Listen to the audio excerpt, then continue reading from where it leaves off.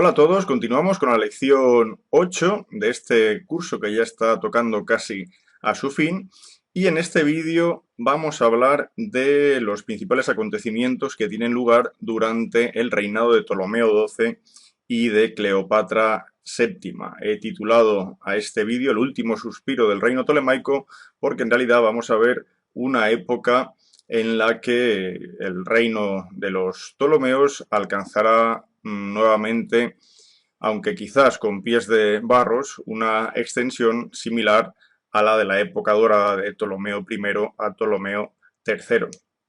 Recordemos cómo Ptolomeo X había realizado un testamento similar al de Ptolomeo VIII y cómo Ptolomeo X, al morir en esa batalla en busca de la conquista de Chipre, dejaba una espada de Damocles sobre los egipcios, dado que ahora los romanos podían hacer uso de ese testamento de Ptolomeo X y considerar Egipto una posesión suya. Por eso, en el Senado de Roma había censores como Crasus que opinaba que Egipto debía ser tomada y anexionada a Roma, mientras que otros eran contrarios como Cátulos. De hecho, también de Cicerón se conserva pues restos de un texto de Rege Alexandrino que representa un apoyo realmente a la opinión de Cátulos. Esta carta se escribe en el año 65 antes de Cristo. El hecho es que estos años de Ptolomeo XII son años difíciles para los egipcios. Vamos a ver cómo por una parte Ptolomeo XII necesita recursos económicos y esto va a derivar a, como sucedía siempre, un alza en los impuestos a los egipcios. Pero también por ese miedo a que Egipto pudiera pasar a manos de los romanos, existía en Egipto mucha atención con no causar ningún motivo de queja a los romanos, como dice Diodoro, que por cierto visitó Egipto hacia el año 60 antes de Cristo.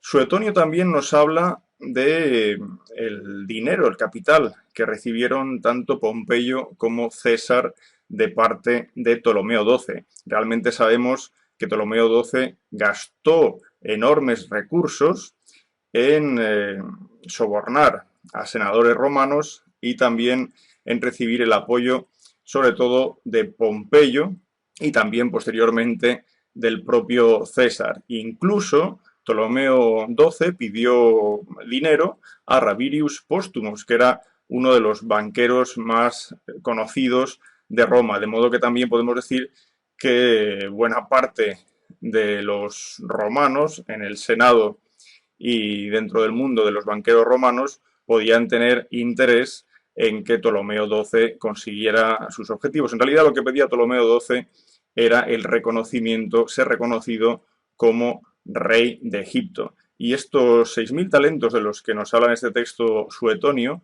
tengamos en cuenta que representaban los ingresos anuales de Egipto. Es decir, que también salía bastante cara esa política llevada a cabo por Ptolomeo XII. Pero al final consigue su objetivo de ser reconocido como rey. Recordemos que Ptolomeo XII era en realidad un hijo ilegítimo y por lo tanto también sobre él pendía la cuestión del reconocimiento como auténtico heredero del trono de Egipto. Pero esto se consigue, eso sí, en ese año 59-58 a.C. hay un problema y es que en el acuerdo que existe entre César y Ptolomeo XII, o entre Roma y Ptolomeo XII, no se incluye Chipre y por lo tanto esta cuestión acaba con el suicidio de Ptolomeo de Chipre, que recordemos era hermano de Ptolomeo XII. Y a partir de este momento, aunque por un espacio de 10 años, Chipre va a ser parte de Roma. La cuestión genealógica nos queda ahora resumida de esta manera. Ptolomeo XII, recordemos que estaba unido a su hermana Cleopatra VI, aunque después ella fue apartada del poder. Ahora bien, cuando llegamos al año 58 antes de Cristo, hay una revuelta en Alejandría, Ptolomeo XII ha perdido sus apoyos, de modo que en Alejandría son reconocidas como reinas Berenice IV, que era hija de Ptolomeo XII y Cleopatra VI, y la propia Cleopatra VI. Esta morirá en el año 57, así que Berenice IV quedará sola en Alejandría mientras Ptolomeo XII reside, al menos temporalmente, en Roma. Y durante esa estancia en Roma, los romanos conocerán de primera mano las técnicas persuasivas utilizadas por los Ptolomeos. Se sabe que Ptolomeo XII mandó asesinar una delegación de 100 alejandrinos, que habían sido enviados a Roma para comentar los sucesos acontecidos y legitimizar esa expulsión de Ptolomeo XII de Alejandría. Bueno, y todos fueron asesinados, y los que no fueron asesinados compraron su silencio a través de sobornos. Pero volvamos a Egipto. Ahora es Berenice IV, como decía antes, la que gobierna. Pero como no puede gobernar sola, va a buscar un esposo. Primero se va a optar por un príncipe de la región de los Seleucidas. Si bien este príncipe morirá pronto, se buscará un segundo príncipe que, ante el consejo del procónsul de los romanos en Siria, que era Gabinius, decidirá no tomar esta opción de ir a Egipto. Habrá un tercero en discordia, Seleucos Quibiosactes, que sí llegará a Egipto, pero que en breve, muy breve, será asesinado por Berenice IV. De modo que al final encontraremos a un nuevo personaje que se decía hijo de Mitrídates VI del Ponto, aunque en realidad era hijo de un general de Mitrídates. Este es Arquelaos. Bien, pues ahora se formará, por lo tanto, una nueva pareja en Egipto. Esto va a durar poco, puesto que Ptolomeo XII ya habrá conseguido amplios recursos y el apoyo de los romanos para darle la vuelta a esta situación. De hecho, aquí aparece por primera vez Marco Antonio, que después tendrá un papel crucial junto a Cleopatra VII. Marco Antonio llevará la caballería procedente de Siria. Tendremos también, por ejemplo, el apoyo del rey Hircano de la dinastía Asmonea de Jerusalén. Y también encontraremos el apoyo en esta causa de Antípatros el Idumeo, que no es otro que el padre del futuro Herodes el Grande. Esta consecución de ejércitos llevarán a la toma de Pelusium, y después, tras sendas batallas, llegarán a tener un control de Alejandría y del Delta, o lo que es lo mismo, un control de la parte principal del Egipto tolemaico, y por lo tanto ya podrá volver Ptolomeo XII al lugar donde había tenido su gobierno anteriormente. Bien, esta situación provoca, por supuesto, la muerte de Arquelaos durante estas batallas, pero también la ejecución de Berenice IV por parte de Ptolomeo XII una vez este triunfe. Así que ahora se inicia una segunda parte del reinado de Ptolomeo XII, que será desde el año 55 al 51 antes de Cristo. Eso sí, cuando Ptolomeo XII llega nuevamente al trono de Egipto, va a intentar, o va a creer conveniente, compartir ese trono con su hija Cleopatra VII. También había una necesidad de reconocer en Cleopatra o en sus hijos como integrantes legítimos de la dinastía tolemaica. Recordemos que en realidad todos estos hijos, Cleopatra VII, Ptolomeo XIII, etc., no eran hijos de una reina. Cuando muere Ptolomeo XII en el año 51, Cleopatra VII se queda con el gobierno de Egipto, pero quizás siguiendo con los deseos de su padre, una vez él muere, se la debería asociar con Ptolomeo XIII, con su hermano. Era un hermano menor, se llevaban por lo menos unos 8 años de diferencia. Vayamos ahora al año 49 a.C. La situación en Egipto era difícil, los altos impuestos de los que hemos hablado, también sucesiones de inundaciones bajas que serán relativamente constantes en esta época. Todo ello provoca un estado de bueno, turbulencias en Egipto que concluyen con la expulsión de Cleopatra VII, al menos así lo desean los alejandrinos. De modo que ahora Ptolomeo XIII, su hermano, va a quedar en el trono de Egipto. Pero en esta época suceden más acontecimientos. Mientras Cleopatra VII se ha ido exiliada a Siria, también buscando allí apoyos y la formación de un ejército que le permita recuperar Egipto, Ptolomeo XIII se hace fuerte en Pelusium. Ptolomeo XIII es un niño pequeño en esta época. Puede tener unos 12 años de edad, pero Ptolomeo XIII recibe el apoyo de sus, llamémosles, guardianes, ¿no? Personas influyentes del Egipto de aquella época que en realidad son los que llevan las riendas del Estado. Pero justo un año después, en el 48, es cuando se produce la famosa batalla de Farsalia, en la que Pompeyo el Grande es derrotado por César. Recordemos que la guerra civil había empezado precisamente en el año 49 a.C., cuando se produce el famoso paso del río Rubicón por parte de las tropas de Julio César. Bien, ante la derrota, Pompeyo consigue huir de Farsalia con 2.000 hombres y unas naves y llega hacia la costa de Pelusium, donde se entrevista con Ptolomeo XIII buscando el apoyo de Ptolomeo XIII. Sin embargo, lo que va a encontrar es su propia decapitación. De modo que cuando Julio César, muy pocos días después, llegue a Alejandría, él va a recibir el sello de Pompeyo, pero también su cabeza.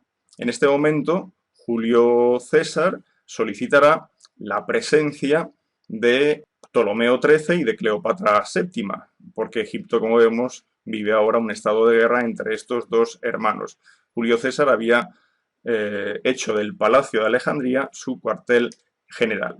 Claro, Ptolomeo XIII estaba en Egipto, Cleopatra no, con lo cual Cleopatra se las ingenió para aparecer ante César sin ser previamente descubierta por los aliados de Ptolomeo XIII.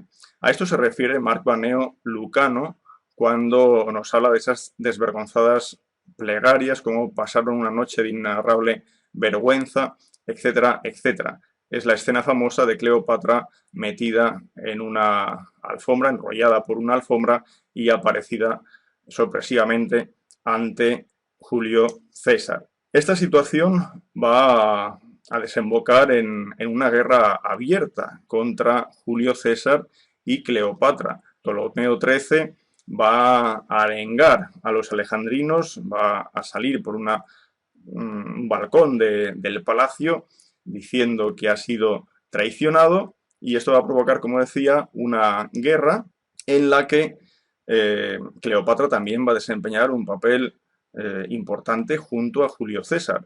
De Cleopatra se han hecho muchas descripciones, algunas claramente negativas, como la de Boccaccio, que nos habla de Cleopatra como una mujer egipcia que devino un objeto de chismorreo para todo el mundo y que llegó al gobierno a través del crimen, y que además bueno, era conocida por su codicia, crueldad y lujuria. Pero esto es una visión muy negativa que se asocia a esa leyenda negra que según, o que por algunos sectores podría vincularse a Cleopatra. Sin embargo, tenemos otra descripción de esta reina que nos la hace completamente distinta. Por ejemplo, Plutarco dice: se pretende que su belleza, considerada en sí misma, no era tan incomparable como para causar asombro y admiración, pero su trato era tal que resultaba imposible resistirse. Es decir, él no ve en la belleza el arma utilizada por Cleopatra, sino en su trato. De hecho, nos indica cómo podía hablar con etíopes, trogloditas, hebreos, árabes, sirios, medos y partos sin necesidad de hacer uso de intérpretes o traductores. Esto es quizás era ese y otros los atractivos de Cleopatra. En todo caso, esta guerra que estamos comentando va a acorralar a Julio César en Alejandría. En este momento es cuando se habla del incendio de la famosa biblioteca. Por fortuna para Julio César, él va a recibir refuerzos que vendrán no solo de Mitrídates de Pérgamo, que era su general, proveniente de Anatolia, también, por ejemplo, recibirá el apoyo de los nabateos.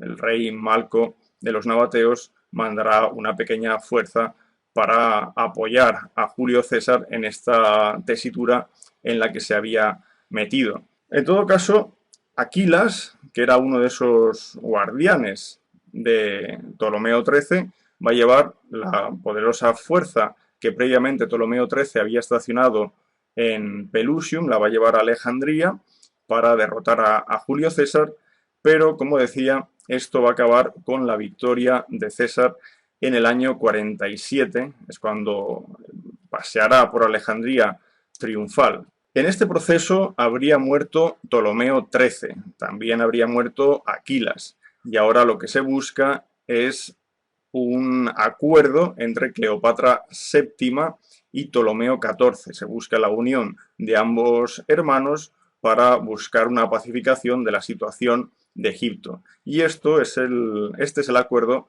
al que se llega con Julio César, y como vemos, pues ya abiertamente está dominando los destinos de Egipto. Ptolomeo XIII, como hemos dicho, fallece en esta guerra del año 49-47. Arsínoe IV había sido capturada y presentada en el triunfo de Julio César en Roma, pero se le perdonó la vida y fue llevada a Éfeso.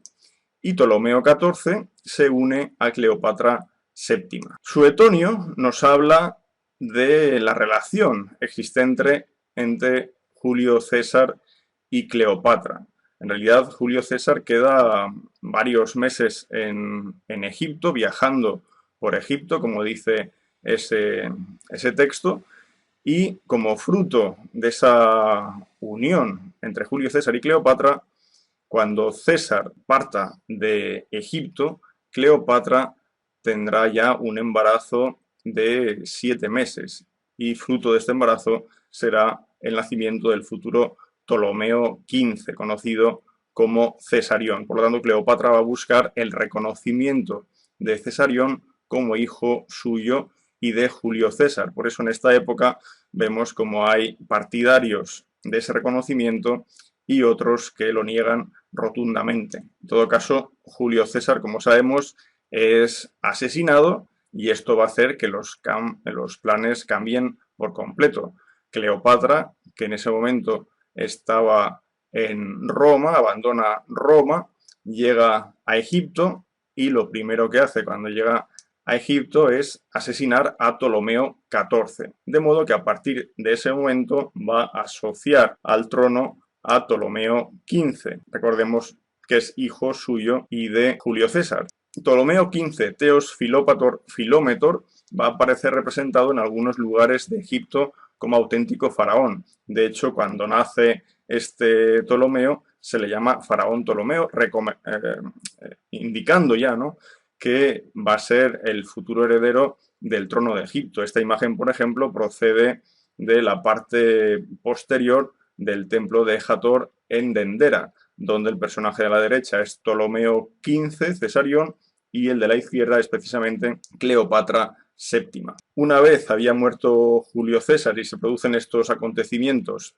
en Egipto, ahora Cleopatra VII podría tener una posición bastante complicada. Así que realiza un viaje espectacular hacia Tarsos en el año 41 a.C.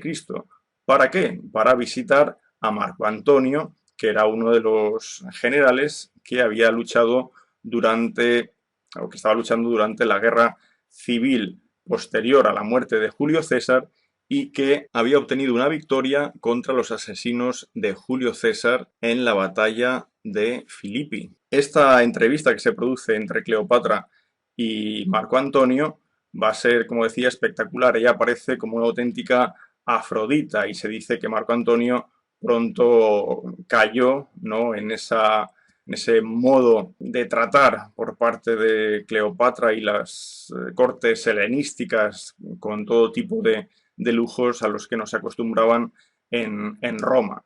Una de las acciones que toma Marco Antonio, evidentemente porque se lo pide Cleopatra, es la ejecución de Arsínoe IV. Ahora sí que no queda ya absolutamente ningún miembro entre los hijos legítimos e ilegítimos de Ptolomeo XII más que Cleopatra VII y su propia descendencia.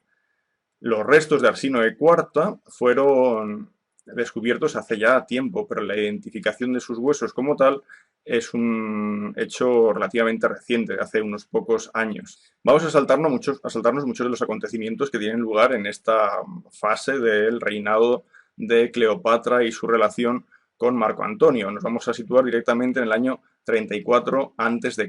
En este momento es cuando, bueno, ya tenemos a los tres hijos nacidos de Cleopatra VII y Marco Antonio, los gemelos Alexander Helios y Cleopatra Selene, y el tercer hijo que es Ptolomeo Filadelfo. En el año 34 a.C., con gran pompa, después de la toma de Armenia por parte de Marco Antonio y de la captura de Artabasdes, el rey de Armenia, se celebra un triunfo en Alejandría que más bien se describe como una procesión dionisíaca. Marco Antonio quiere aparecer como un auténtico dios Dionisios y va a visitar a Cleopatra, que se situaba sobre un trono de oro en el templo de Serapis en Alejandría. Todo esto con gran pompa, celebrando ese triunfo por todo lo alto. Y es en ese momento cuando se hace reconocer a Ptolomeo XV Cesarión como rey de reyes, a Cleopatra VII como reina de reyes, a Alexander Helios como rey de Armenia y Media. A Cleopatra Selene se le concede Cirene y Libia, y a Ptolomeo Filadelfio Fenicia, Cilicia y Siria.